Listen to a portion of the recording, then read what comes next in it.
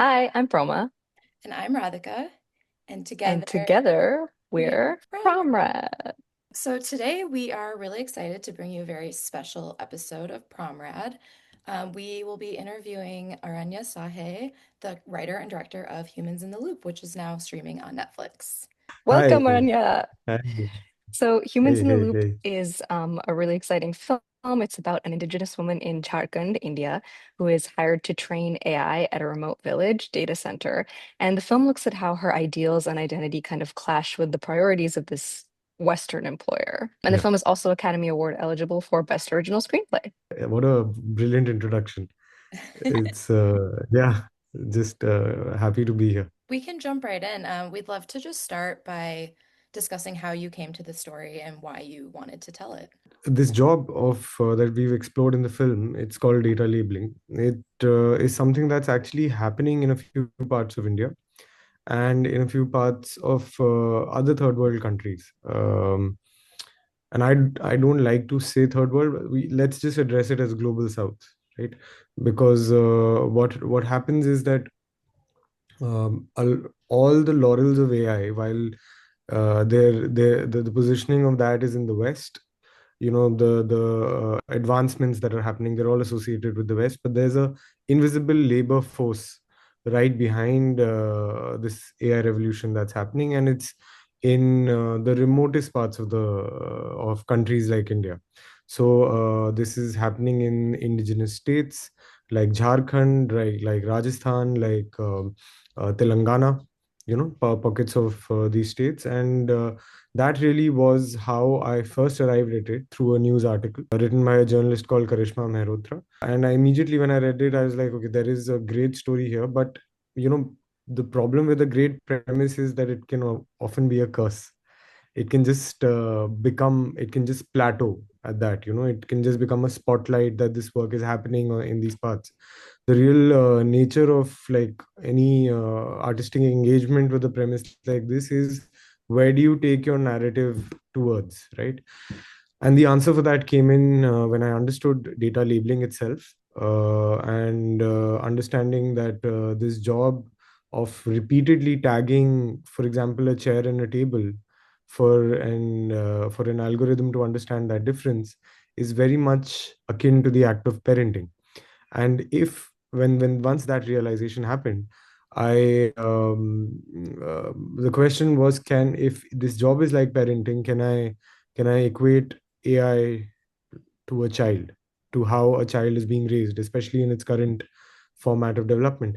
Um, so that really changed the whole premise. So then the premise became an indigenous mother, an Adivasi mother, trying to raise an AI child, but the conflict was that the child was being raised primarily on the data of the global north.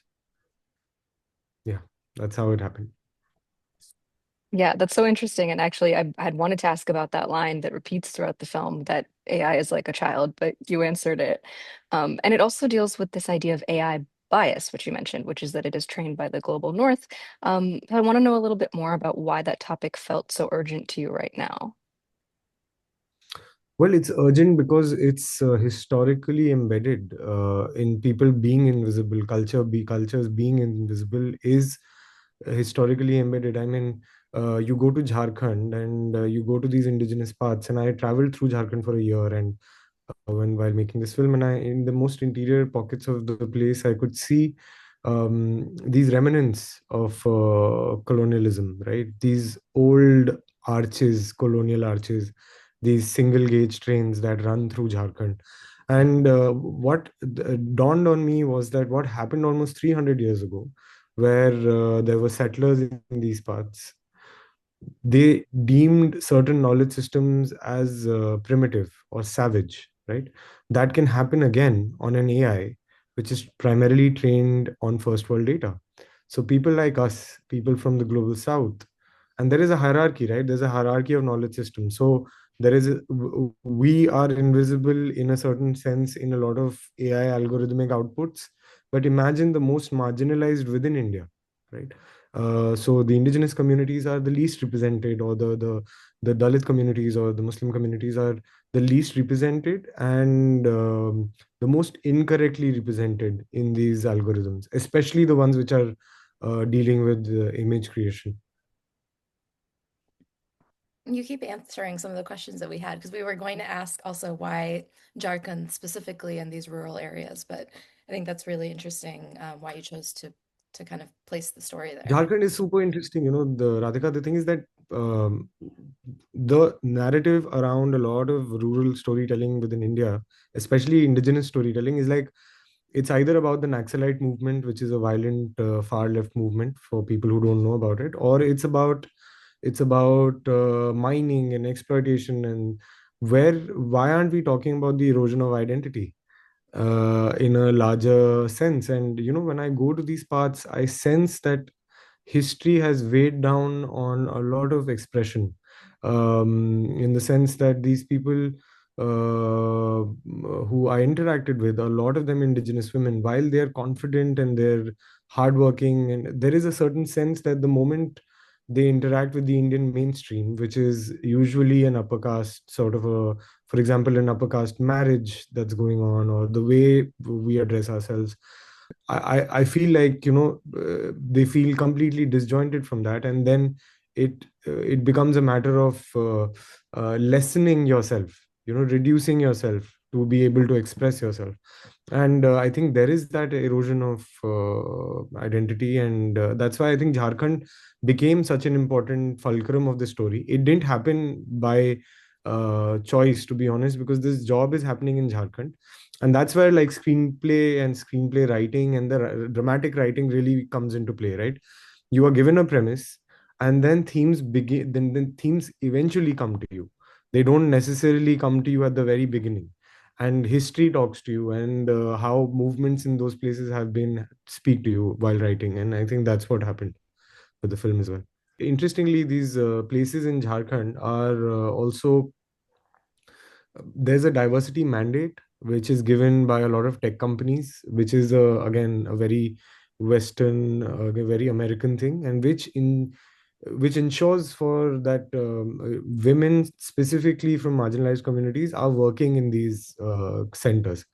It may not be from the good of the heart. It may be to just fill up a number, but it exists, and that's why this premise becomes even more interesting.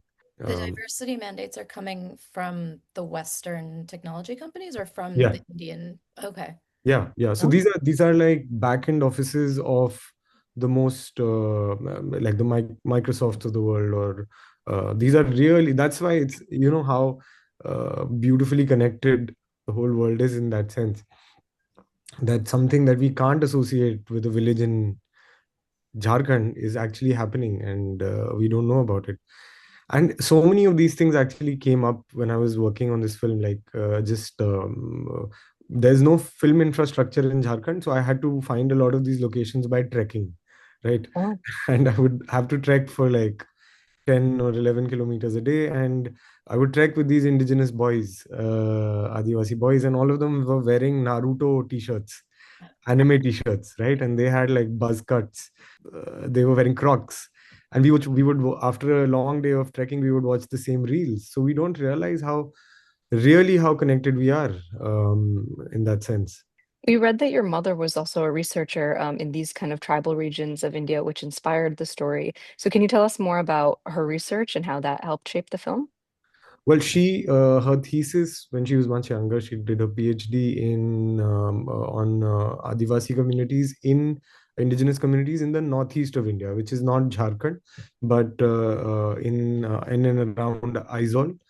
Both my parents studied sociology, so a lot of the conversations at home used to be around social structures and about um social structures within other animals as well, and all of those conversations kind of seep in to this film. And her contribution is not just from like a intellectual contribution. I think a lot of this story is also my own story with my mother, and that's why it feels a lot more, I think, personal, even though it's about this AI, etc., etc. It's coming from that. So a lot of those conversations, a lot of that reconciliation from certain trauma, etc. And so, yeah, a lot of that comes from my mom. The best art always is dealing with those types of Yeah, interpersonal relationships. Um, so AI in the arts and entertainment space has been a very hot topic. I'm sure you've heard, you yeah, know, all of the conversation around that. I did feel like this film was kind of neutral about the yeah. stance of AI. Would you, so it sounds like you agree with that. And if so, what is your stance on AI in entertainment and then just in our world in general? Well, I don't think the film is neutral. It's cautious, but it is not dystopic. It is not talking about the doomsday scenario. What it's saying is that, you know, algorithms by themselves are not evil, or are not dystopic, or are not empathetic. They're a mere reflection of who we are as a civilization, as humanity. So when are we going to take responsibility for the algorithms we're building, right? And in that sense, one of the most significant arguments in that is that most of the AI development that's happening today is uh, dictated by tech companies or dictated by governments, right?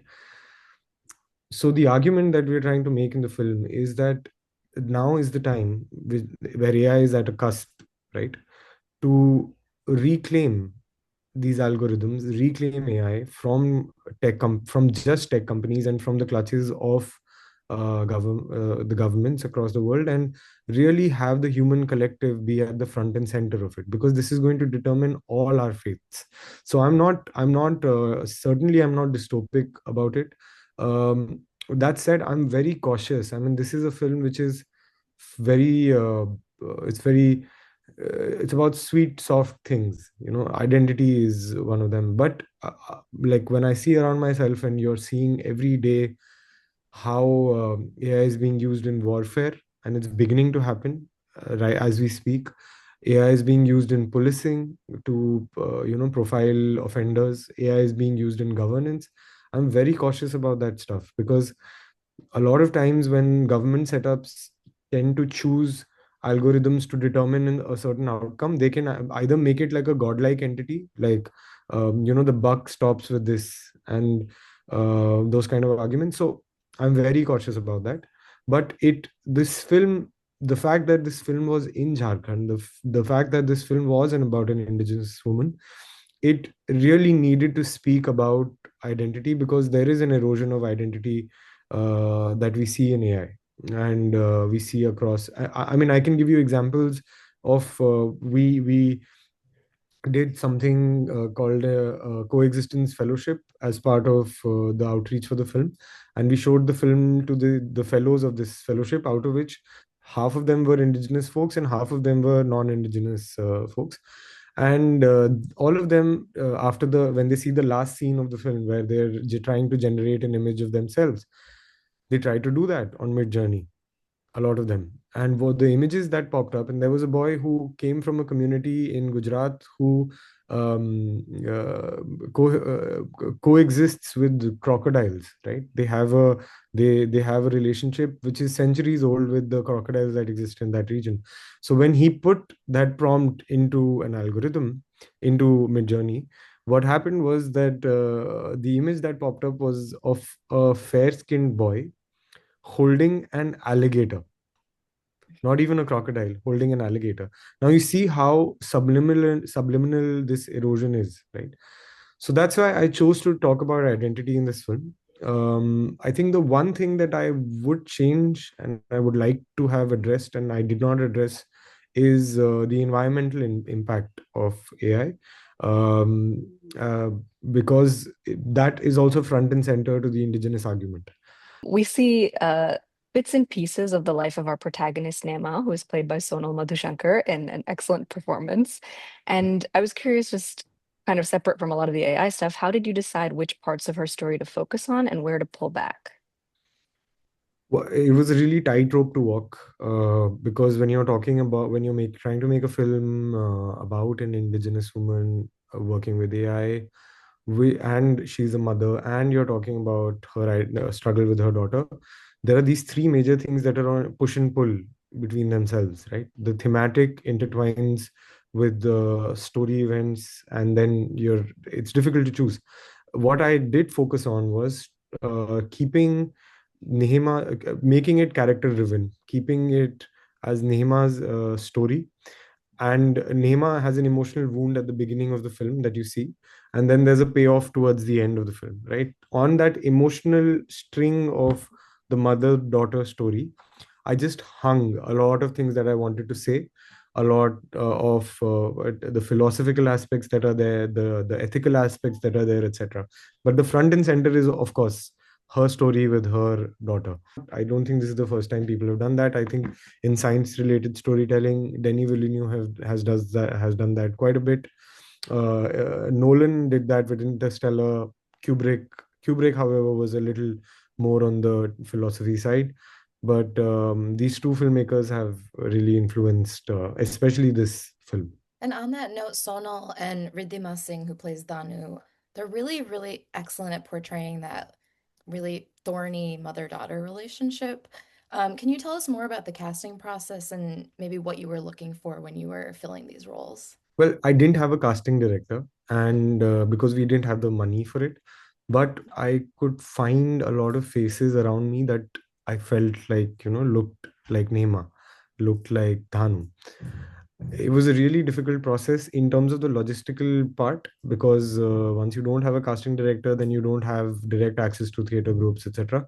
So it was really about just building momentum there, just reaching out to schools, going, meeting children, requesting for permissions from their parents, etc., etc.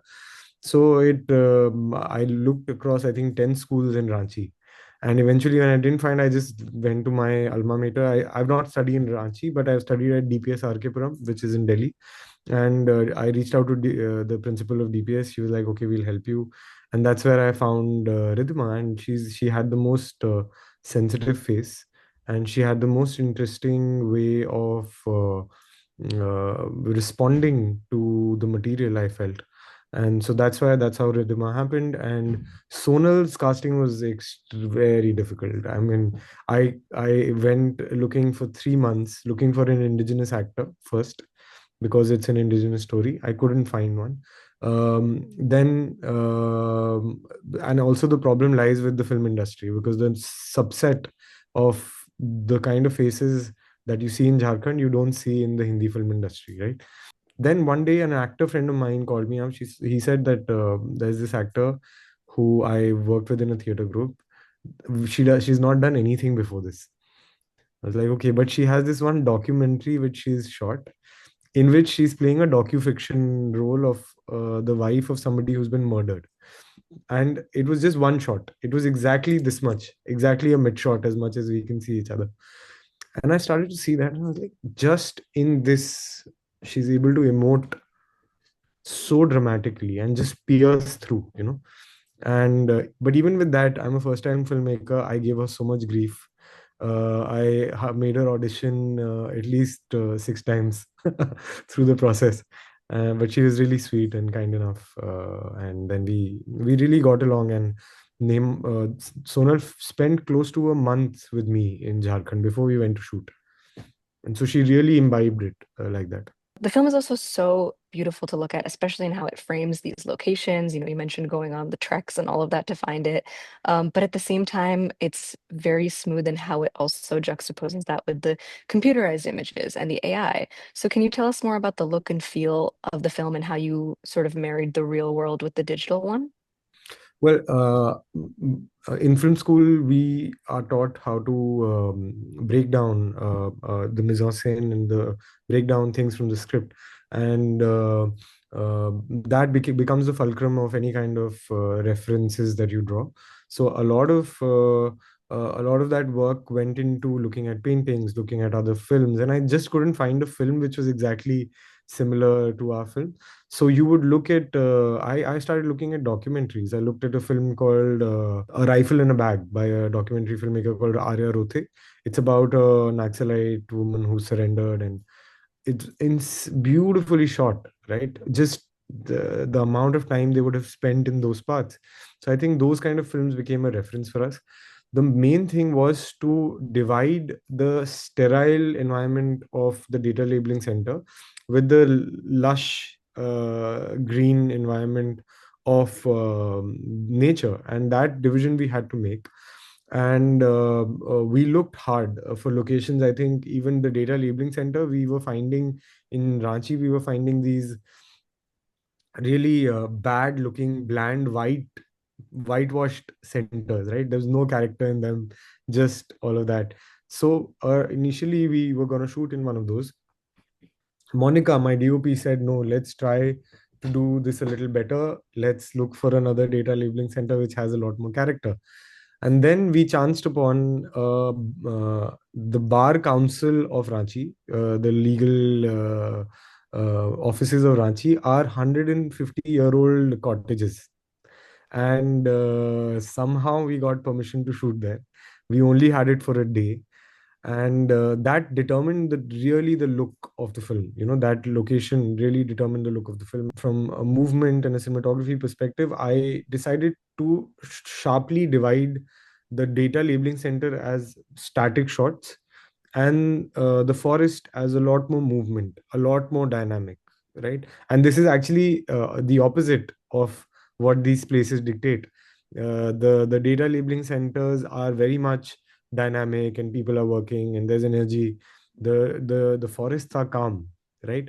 Why we chose to do that was because there was this girl who came from an inner chaos into the forest, and so there was a lot of that movement and a lot of those things that determined it. And I think the headspace of the characters really determines your visual language.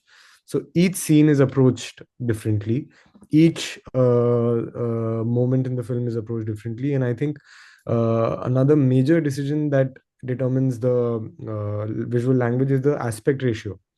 If you look at it, it's not the traditional 16:9. It's got black bars on the left and the right side, and it's an aspect ratio called 1:5:5. You must have seen like film school indie folks doing 4:3, even smaller, right? Like it's our thing. We do that, but what was important for me was to not do that, not do 4:3, but to explore something which was rooted in that place. So why we chose that 1:5:5 aspect ratio was for two reasons. One, it was the native aspect ratio of the ARRI sensor, and the image suddenly looks better in its original sensor. The other is the landscape of the face, and the landscape that you see around looks so much better with those two black bars. If we had gone cinema scope, then the landscape of the forest would have looked wonderful and gorgeous, but the landscape of the face might have been compromised. So that's why we went and we decided to go with that aspect ratio. I'm also curious how you landed on this title, Humans in the Loop, and Yeah. what that means to you. Human in the loop is an AI term which speaks about that algorithms tend to deviate, and AI tends to deviate from what's accurate towards incorrect responses. So there's always going to be the need of a human in the loop to make it accurate, to do the QC. While that is the more technical term, the philosophical idea is that there's nature on one hand where we come from, and then there's the artificial which we're creating, and there needs to be a human in the loop and human in the midst of the both of them to balance the two things that are happening simultaneously. And only humanity can determine what balance we are able to crack between these two spaces. What do you hope that people take away from watching this film? Oh, I've still been trying to determine that, to be honest, because the film is about so many things. But on an emotional level, people tend to lose parts of themselves when they're young, when they become older. They lose the spark, they lose the light that they're born with. And a lot of times, I've heard this, I don't have a child, but I've heard this from a lot of people, that they tend to find that light again through their child, when exactly when a child is born and you hold them in your hand, and you see that maybe a part of you now lives within this world. And so I think it is about that. It is going from completeness to incompleteness, and to then finding completeness, but through your child. The other thing is that we need to bloody take responsibility for our algorithms. We can't, and the human collective needs to push hard, and front this fight. We cannot leave these things with tech companies. These are too delicate, too important. It's a civilizational shift for humanity. We can't just it can't just be We can't be bystanders in this conversation. Very good takeaways. Thank you so much again for joining us. I learned actually so much just from talking to you about this. I really don't know much about AI, so learned a lot from this and watching the film. So the film is streaming on Netflix. It's called Humans in the Loop. We will be back with another episode very, very soon. And in the meantime, follow us on Instagram at It's PromRad.